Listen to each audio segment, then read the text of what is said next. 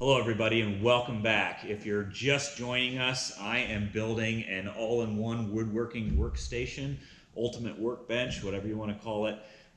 We've built it thus far. We've made the frame, we've put up the vertical supports, we've put the top on, and we've added our first tool, which is the table saw. In today's video, we are going to mount this bad boy right here. This is going to be my router table area. I'm really excited about this because I've already used this on a lot of different things. For instance, making these little zero clearance inserts for my table saw. So this is part 4 now in the series. So if you have not seen the previous videos, please go back and watch them. It really helps to see how this all came together. If you like it, hit a thumbs up, hit a subscribe if you like what you're seeing from here. And without further ado, let's get started. All right, so the first thing I'm going to do is cut the hole in for, I'm going to use plexiglass to mount this router to. I really like how I like the look of using a clear surface versus just a solid surface. It's just a personal preference thing. I've got a 3/8 inch piece of plexiglass or perspex, whatever you want to call it. I'm going to cut that into a circle. So that's 3/8 inch thick, which is half of 3/4. So I have to cut a hole that's 11 1/4 inches in diameter, and then I'm going to use a 3/8 rabbiting bit to make the ledge that this 3/8 perspex is gonna, or plexiglass is gonna sit on. So I've got a little homemade circle cutting jig. I've done a little bit of practicing on it and it works actually really well. This is just a 1/4 inch bit in my router here. So basically the idea of it is I've got lengths marked out from the center of the bit, because your bits are always going to be different widths, so you can never just put a base measurement on here unless you're going to use the same bit every time. So I just did from the center, and then you can just calculate, okay, this bit is a 1/4 inch thick, and so if I'm doing, you got to decide whether you want what I call the donut or the donut hole, okay, because that's going to make a difference. Like if you want a 12 inch circle and you want the center or the donut hole of it, then you want to set your width to an 1/8 inch wider than, say I want a 12 inch circle or donut hole. I'm going to use the 6, because you always use a radius, and I'm going to add an 1/8 inch to it because half of your blade width is 1/8 inch in this case. For this instance, we are using the outside. We don't want the circle, and so you have to take an 1/8 inch off. So for 11 1/4, you actually use 5 1/2. Okay, so that's what we're going to do here.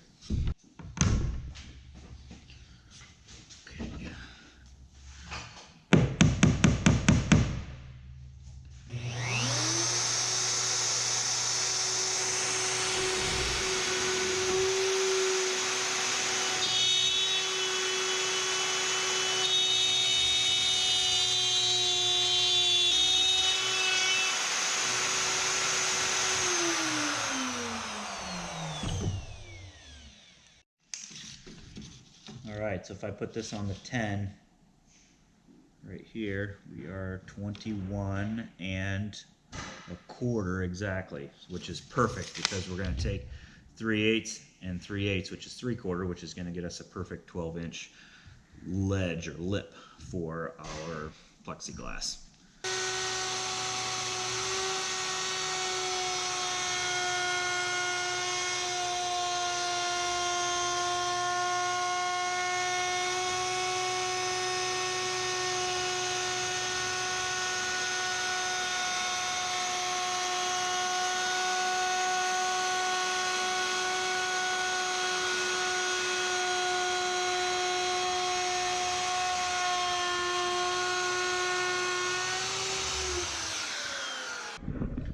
And we have our 3/8 ledge and 3/8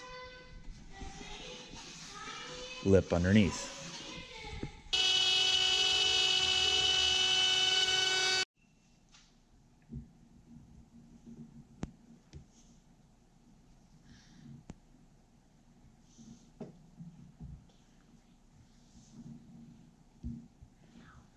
I'm marking out the holes where this router is going to hang on this plate.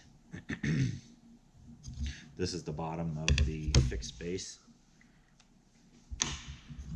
So you got the 3 mounting holes here, and then this hole here is for a tool. And what's what I like about the Bosch routers, and there's like, I think the Triton does that too, is you have a tool and you can adjust the height of your bit from up top, which makes it really nice for router tables.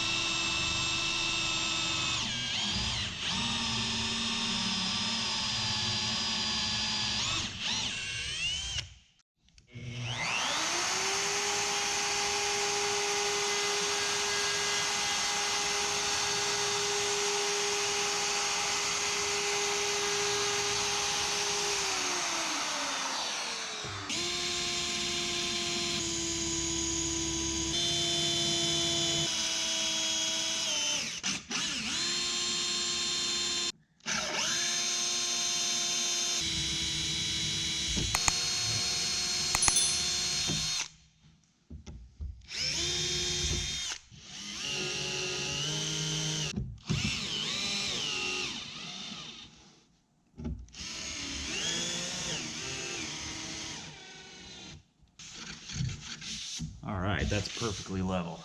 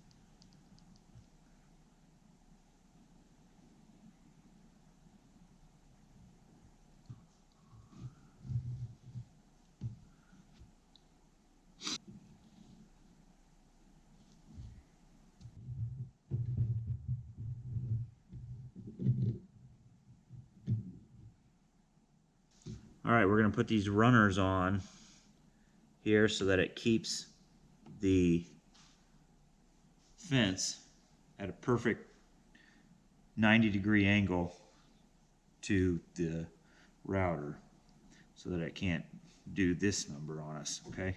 So I've got some spacers to space it up, and then we will fit it down in here. So as you can see here, I've got this lined up with the front of this T-track just as a reference to get us at a perfect 90-degree angle. So those guides are sitting in there in that groove, so that when this is done, all I have to do is pull it out, then it will be at a perfect 90-degree reference. All right, so we've got everything unclamped, everything's glued together. I've got the 2 runners put on the bottom here now so that the fence stays perpendicular. So all we got to do yet is I want to put a T-slot along the top here that I can use as, so I can put a stop block or something on it, or a feather board if I need to. So I've got this, I made a fence for the fence for the router here, so we're gonna go ahead and get that T-slot put in there.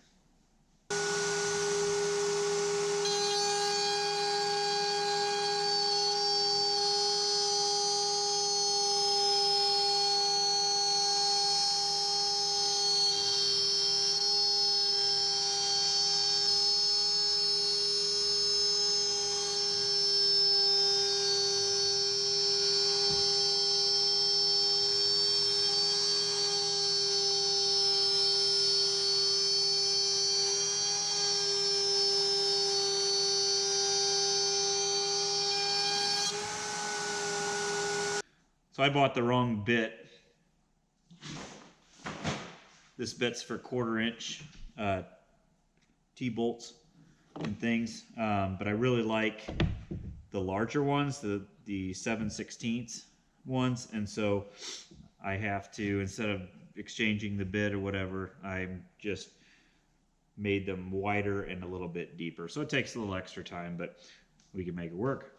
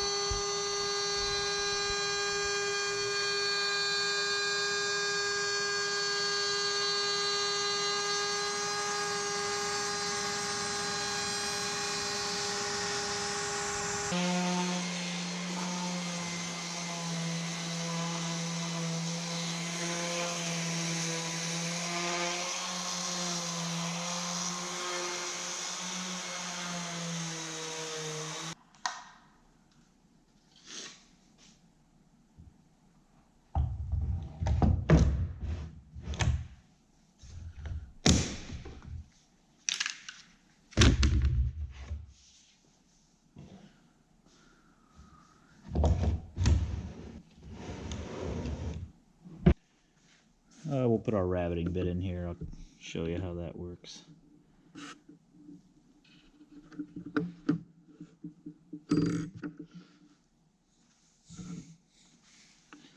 Now this is a 3/8 rabbit, but with the fence I can now make it do whatever size rabbit below 3/8 that I want. Because we don't necessarily have to use the wheel. So let's say I want to do a 1/4 inch rabbit. Here it'd be really nice to have a depth gauge where you've got 2 legs and a depth gauge on the side. But I don't have one of those right now. So let's go with 1/4 inch, 1/4 inch, and I'm just going to sight down from the top, just for purposes here.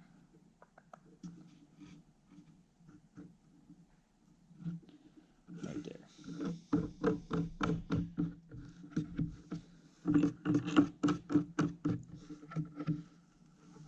Okay, and the other thing is 1/4 inch here.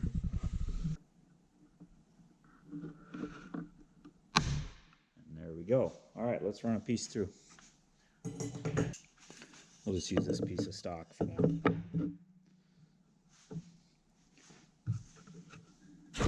Look up the dust collection. Fits perfectly. Let's turn on our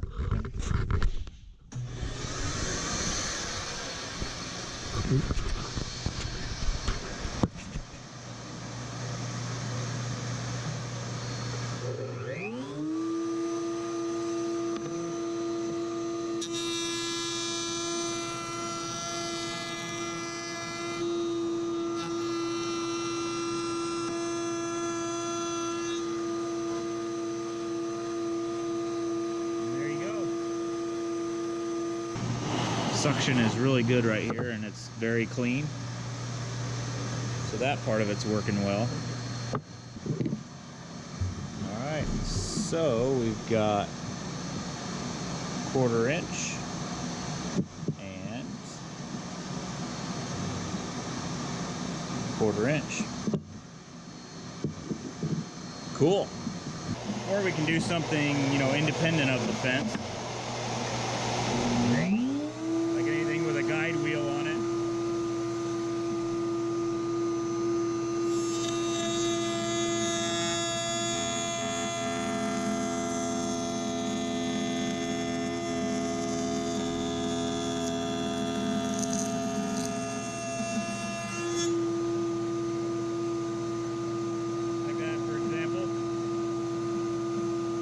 Alright guys, so I'm at a point here where I think we need to move on in our project.